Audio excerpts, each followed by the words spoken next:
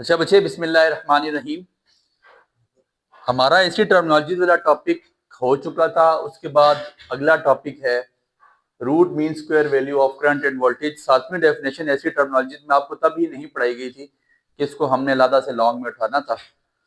Easy सा topic है, थोड़ा सा छोटा सा कंसेप्ट है, जरा गौर कीजिएगा, आपको फौरन से बात समझ आ जाएगी। ठीक है, सबसे पहले इसकी डेफिनेशन लिख लें। Definition, the square root of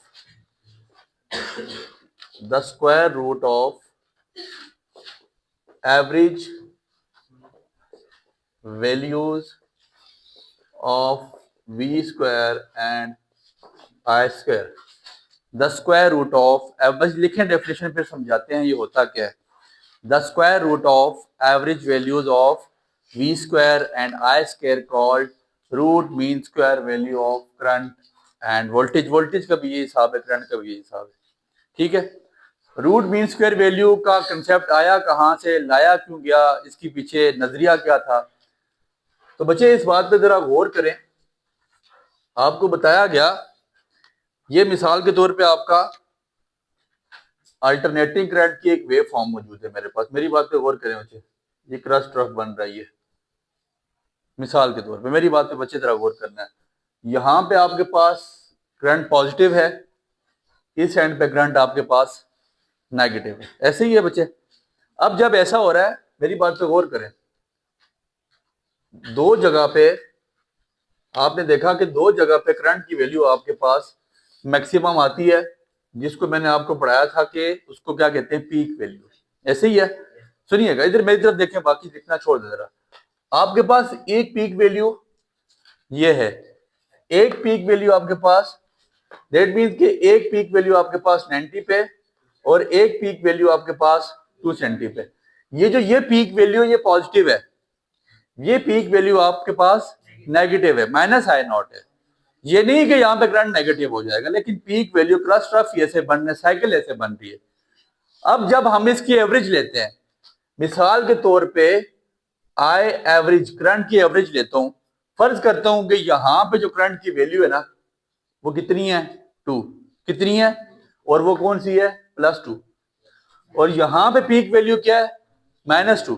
ऐसे ही है। तो जब इसकी एवरेज ली जाती थी 2 - 2/2 विच इज इक्वल टू 0, तो यहां पे ये परेशानी थी कि अगर हम करंट की वेव फॉर्म की एवरेज लेते हैं तो वो करंट क्या हो जाता है, 0। लेकिन बट पावर, पी का मतलब पावर, विल नॉट बी 0, लेकिन पावर 0 नहीं होगी। क्यों, power is equal to I square into R. अगर मैं +2 डालूंगा, 2 का स्क्वायर कितना हो जाता है आपके पास, 4, that mean it is equal to. और अगर मैं -2 डालूंगा, -2 का square into R, that mean it is equal to 4r। That mean के पावर दोनों केसेस में 0 नहीं है, लेकिन जब इनकी एवरेज ली जाती थी तो क्या लिखा जाता था, आंसर 0। इसको इंडिकेट करने के लिए रूट मीन स्क्वायर वैल्यू का कंसेप्ट लॉन्च किया गया। अब रूट मीन स्क्वायर का कंसेप्ट है क्या, मेरी बात बच्चे गौर करें। आपने सबसे पहले उल्टा चलना है। उल्टा कैसे चलना है, सुने मेरी बात। सबसे पहले आपने क्या लेना है, स्क्वायर, फिर इसका लेना है और फिर इसका लेना है रूट। मेरी बात पे जरा गौर करना है बच्चे। सबसे पहले किसका लेना है, फॉर एग्जांपल मैं करंट के लिए कर रहा हूं, वोल्टेज के लिए भी सेम रहेगी। स्क्वायर, किसका स्क्वायर, आई का स्क्वायर। ऐसे ही है, किसका स्क्वायर, करंट के लिए कर रहा हूं, आई का स्क्वायर। फिर मीन, मीन का क्या होता है, दोनों को प्लस करके बाय 2। दो वैल्यूज होंगी ना, एक फाइनल एक इनिशियल, डिवाइड बाय, पहले क्या ले लिया, स्क्वायर, फिर क्या ले लिया, और फिर क्या ले लिया। ठीक हो गया। दैट मीन्स के आई आर एम एस का मतलब करंट कौन सा, रूट मीन स्क्वायर करंट किसके इक्वल आ जाएगा, I square over 2। Root mean square का यही मतलब है, पहले स्क्वायर लें फिर डिवाइड करें, मीन का मतलब डिवाइड करें और फिर इसका क्या ले लें, रूट। तो ये आपके पास आई कैंसिल आउट हो जाएगा। तो R M S root mean square value is equal to I over under root of 2। और अंडर रूट ऑफ 2 आपके पास 1.41 आता है, इसको डिवाइड बाय 1 करेंगे, 1 over under root of 2 into I. तो 1 ओवर अंडर रूट 2 आपके पास क्या आ जाता है, 0.707 आई।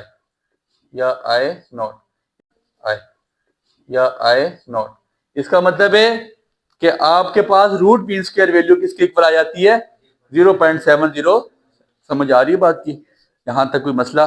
और यही यहां पे आपके पास अगर वोल्टेज आपके पास हो रूट मीन स्क्वायर वैल्यू की, तो वो किसकी होगी? 0.707 ऑफ वोल्टेज।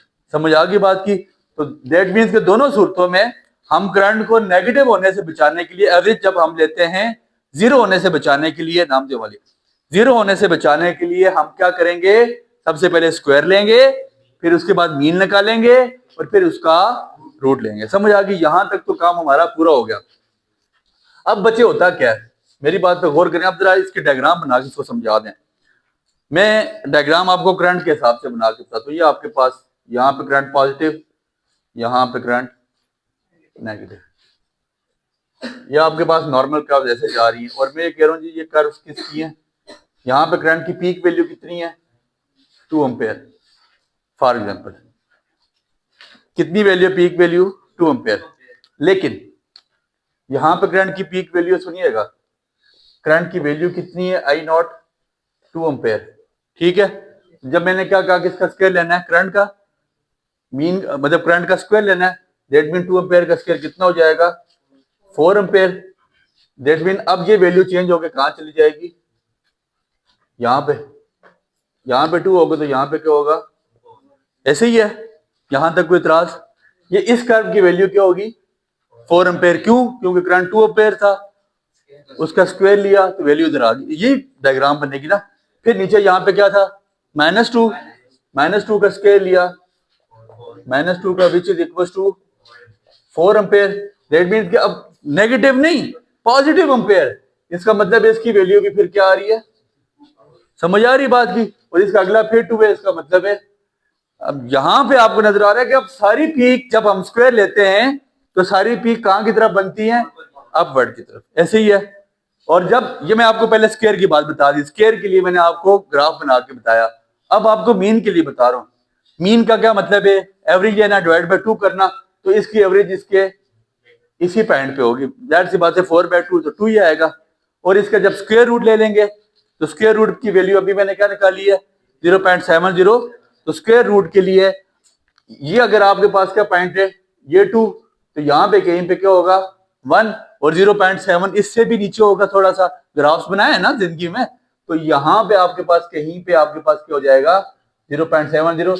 तो आपके पास करंट की वैल्यू किसकी? कौन से करंट की value? Root mean square current की वैल्यू या रूट मीन स्क्वायर वोल्टेज की वैल्यू यहाँ पे आएगी। अगर इसी को आप वोल्टेज के लिए भी कर सकते हैं, इसको V पॉजिटिव रखें, V नेगेटिव रखें, तो इसी तरह वोल्टेज की भी कर्व ये बनेगी। तो फिर कहने का मकसद ये है कि फिर नेगेटिव कर्व नहीं रहेंगी, फिर सारी कर्व पॉजिटिव हो जाएंगी जब हम रूट मीन स्क्वायर लेंगे किसी भी करंट का या किसी भी वोल्टेज का। ये जो आपके पास फार्मूला बन गया, ये 2 फार्मूले, इसमें से आपको एक न्यूमेरिकल भी सॉल्व होना है और ये फार्मूला किसी ना किसी जगह पे आपके पेपर में आपसे वो लाजमी पूछता है। इन फार्मूलों से कोई ना कोई वैल्यू लाजमी डिडक्ट करवाता है या डिड्यूस करवाता है। तो लिहाजा वैल्यू निकाल के बताएं, दोबारा ये कर्व्स बना के बताएं, ग्राफ्स बना के बताएं। ये चीजें इनफ है। उम्मीद करते हैं आपको ये बातें समझ आई होंगी। दुआ में याद रखिएगा। बहुत शुक्रिया।